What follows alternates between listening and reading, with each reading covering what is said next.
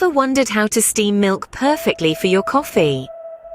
The journey to perfection begins with choosing the right milk. The quality of milk you select sets the stage for the flavor and texture of your coffee. Whole milk with its higher fat content is often the top pick for producing the creamiest, most stable foam. Organic milk too can yield exceptional results, offering a richer flavor and smoother texture. Remember, the type of milk you choose plays a pivotal role in the final outcome of your coffee. Now that you've chosen your milk, it's time to prepare your steam wand and pitcher. Before steaming, it's vital to purge the steam wand. This simple step ensures a clean steam flow by removing any residual water that might dilute your milk or interfere with the steaming process.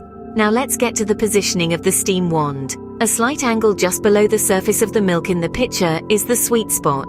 This placement creates a whirlpool effect, which is key to evenly distributing heat and incorporating air into the milk for that dreamy microfoam. Remember, precision is key here. The right placement can make the difference between a flat latte and a frothy cappuccino. With the steam wand and pitcher properly prepared, you're a step closer to the perfect steam milk. Now comes the crucial part, mastering the steaming technique. Once you've prepared your steam wand and pitcher, it's time to dive into the heart of the process. Start by turning on the steam wand, allowing it to purge briefly to release any condensation. This ensures the steam is pure and ready to interact with your milk. Next, submerge the steam wand into the milk, but slightly off-center. This positioning is key to create a vortex, a circular motion that will help distribute the heat evenly and create the perfect microfoam.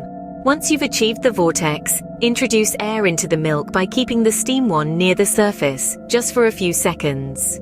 You'll know you're doing it right when you hear a gentle hissing sound. This step is all about incorporating air into the milk, setting the stage for that creamy texture we all love in our coffee. As the milk expands and increases in volume, you'll need to adjust. Gradually lower the pitcher to maintain that whirlpool motion and ensure the air is incorporated evenly throughout the milk. Now here's where your senses come into play. Pay close attention to the temperature of the milk. You're aiming for a final temperature between 140 to 150 degrees Fahrenheit. Use a thermometer or trust your hand. When the pitcher becomes too hot to touch, you're there. Once you've hit that sweet spot, turn off the steam wand and remove it from the milk immediately to prevent overheating. Remember, the key to perfect steaming lies in the technique. Practice makes perfect. Once you've steamed your milk, it's time to texture, finish, and clean up. You start by tapping the pitcher gently on the countertop. This breaks up any large bubbles and creates a smooth, velvety texture. Next, you swirl the milk in the pitcher. This integrates the foam and milk, creating a harmonious mixture. Now, it's showtime.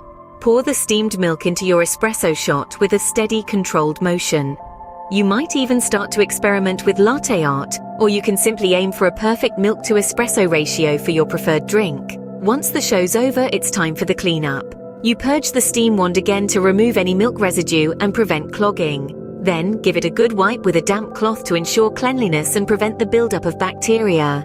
Finally, rinse the pitcher with hot water and wipe it dry. With these steps, you're well on your way to perfecting the art of milk steaming. Steaming milk might seem simple, but it's an art that requires patience and practice.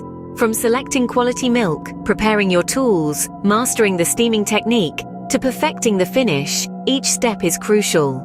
So keep practicing, and soon you'll be steaming milk like a pro, enhancing the flavor and texture of your coffee every time.